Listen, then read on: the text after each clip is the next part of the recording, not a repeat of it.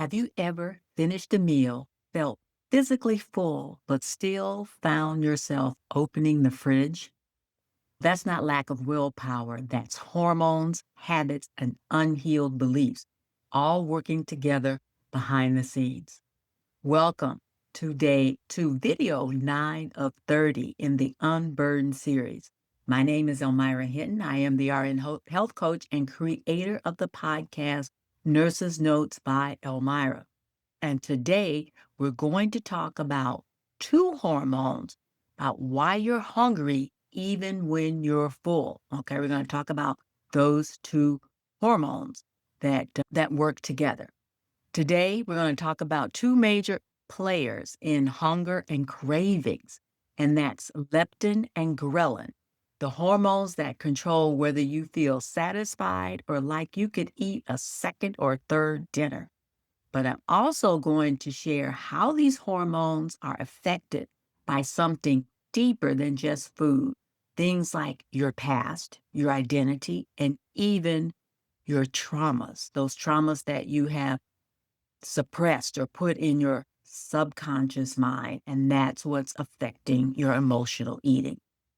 So let's break this down simply.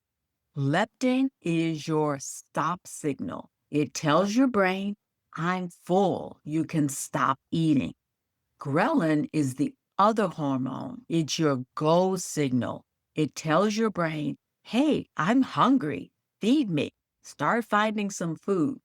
These two hormones are supposed to work like a thermostat, you could say, keeping your hunger balanced. But here's the problem.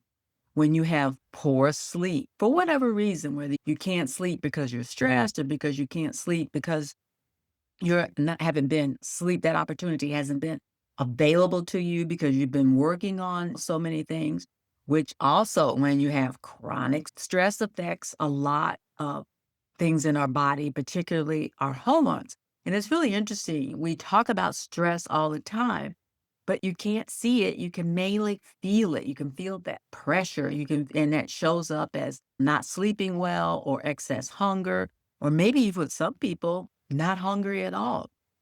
And then there's dieting and yo-yo eating. Now, when I hate talking about something as being on a diet, and that always goes hand in hand with restriction. What I'm talking about dieting here is, are you on a diet of healthy foods, of foods that fuel your body as well as your mind, of foods that really support you in your growth, in your well-being, and in your activities? Or are you yo-yo eating, going from feast to famine for really no good reason and eating a lot of processed foods, which also leads to high levels of inflammation? High levels of inflammation come from eating a lot of excessive sugars and particularly in processed foods, because those sugars or those extra things in those foods have no value, have no nutritional value, don't support a healthy body and a healthy mind and just a healthy lifestyle in general. So you wind up getting a lot of inflammation in the body. And that breaks the thermostat. That breaks the I'm full versus I'm hungry. It breaks the thermostat. And you feel hungry when your body doesn't need food, when your body doesn't need the fuel so that you can get up and do things. That thermostat can get broken, all right?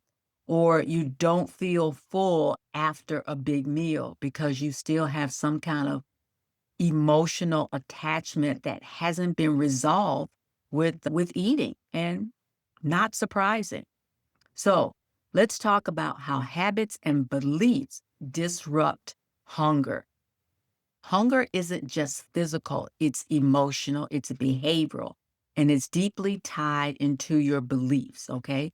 If you were taught that you needed to clean your plate or you need to eat everything that you were given, or you're not showing appreciation for your food, or you're being wasteful, if you've been taught to clean your plate each and every time, that's a belief that you have in place. If you turn to food for, let's say, for comfort, for safety, or as a distraction, that is how your thermostat or disrupts you're feeling full versus you're feeling hungry when it's appropriate.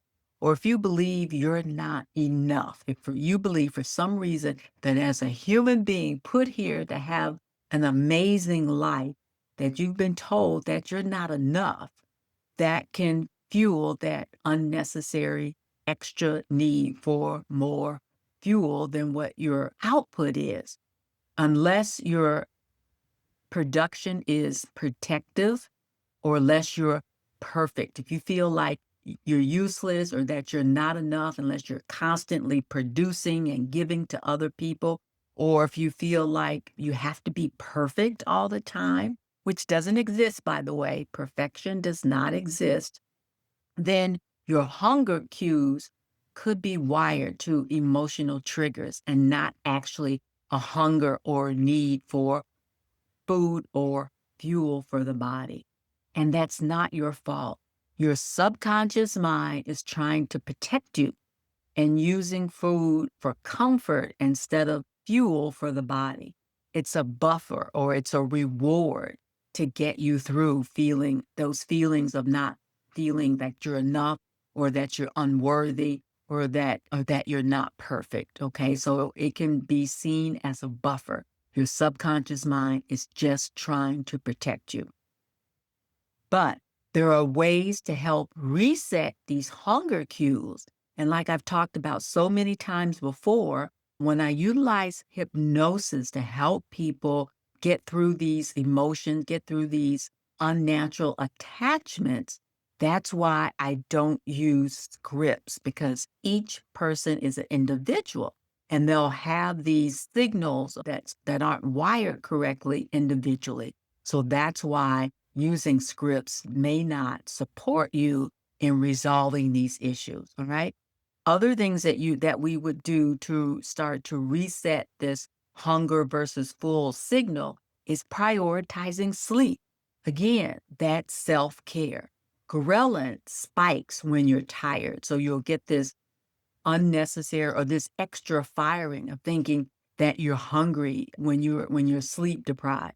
And believe me, being a nurse for over 40 years, I know how this trigger can easily slip.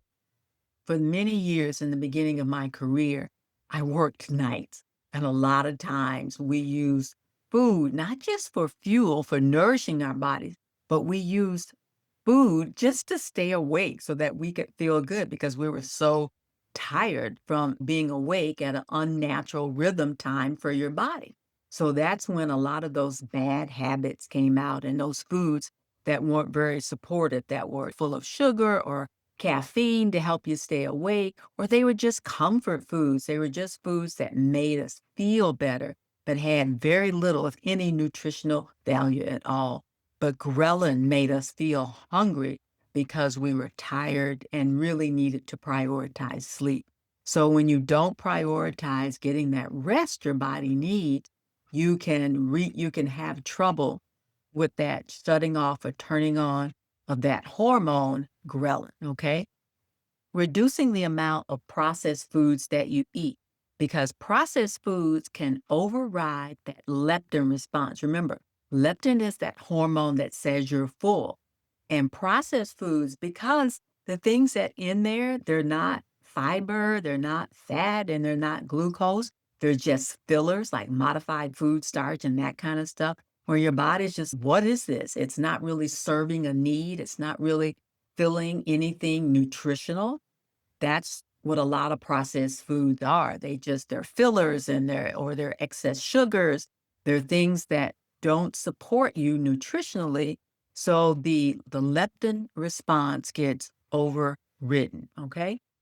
Another thing that you can do, number 3, is eat slower. Now, we've heard this before. Many years ago, that was a recommendation is to put your fork down between every bite or your spoon to give yourself opportunity to absorb that food in the mouth and to taste it and chew it and to really be fully mindful of your eating of it and to eat slower so that it gives your food time to eat, get down into the stomach, fill it in order to send the proper signal of being full. All right. In addition to that, eating without distraction. If you notice if you sit down with a plate of food in front of the TV and you're just shoveling it in or and you're eating, you think, oh my goodness, what happened to the other half of that sandwich? What happened to my potatoes? I thought I had them here. And without even knowing it, you've consumed all of it and you weren't even that hungry for it. You didn't even know what happened. That's why eating without distraction can be so important. Not sitting down in front of the television or something or reading something and not paying attention to what you're putting in the mouth, what you're eating. So leptin can actually register and let you know when you're full. Again, this goes into practice mindfulness when you're eating, paying attention to the texture, to the taste, everything that nutritional food has to share with you, whether it's spicy, whether it's hot, whether it's cold, whether it tastes sweet, all of those things are part of the mindfulness of eating. And that can also be part of that self-hypnotizing part about the food to separate emotional hunger from true hunger and feeding the body with fuel. All right. And the last thing, start asking yourself, what do I need right now besides food? Could be something. Do I need a hug? Do I need recognition? Do I need to just sit down and meditate? Do I need rest? And the other thing that can trick you into overeating is not being well hydrated. So the body thinks, I'll get some water from the food, so it makes you feel hungry, just so it'll get some fluid because you're not taking in enough hydration. So if you sit down and ask yourself, what do I need right now besides food? You can think, maybe I'm lonely. Maybe I need to have some communication with another human being. Maybe I need to go for a walk and stretch my legs, or maybe I just need to sit and rest and settle with my thoughts for a little bit. Start asking yourself, what do I need right here, right now, in this moment, besides food? Okay. So that'll give you an opportunity to really focus in and be mindful of and about what you're eating. And these are two very powerful tools that you can use to rewire emotional hunger. They can help you unburden the belief that says, I'm not safe, I'm not enough, unless I'm full or overly full. Okay.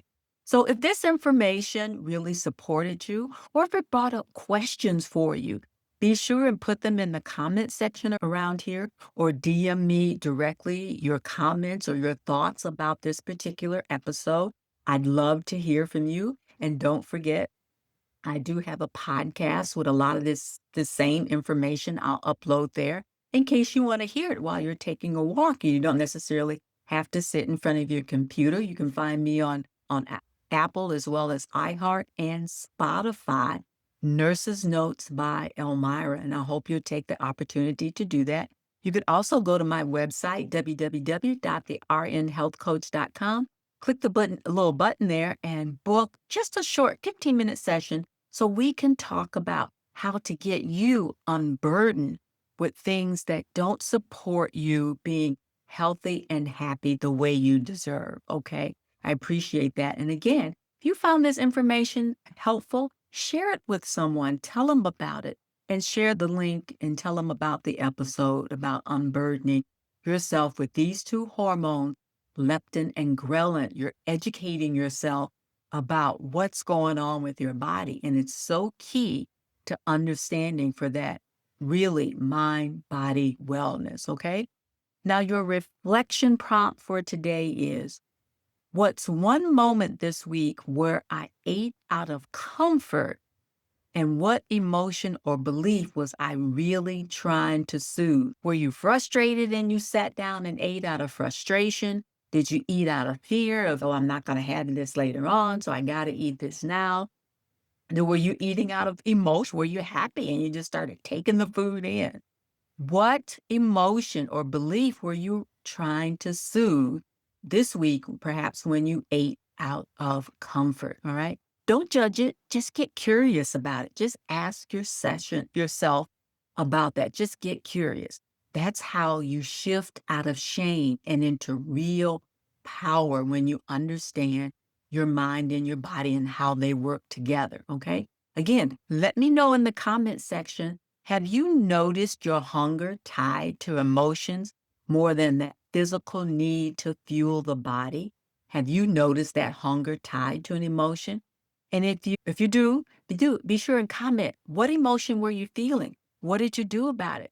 How do you feel now that you've identified that? Okay.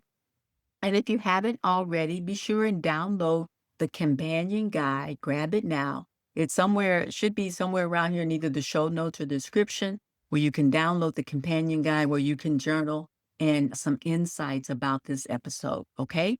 Now, the next episode, which will be 10, we're going to go deeper into metabolism.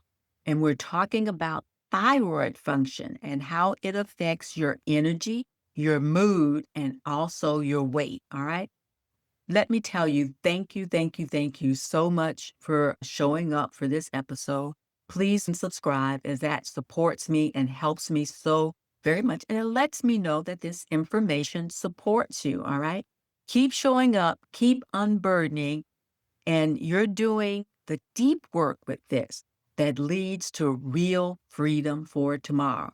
Again, my name is Almira Hinton. I am the RN Health Coach, and I hope to see you on our next episode. Take care and have a great and amazing day. Bye bye.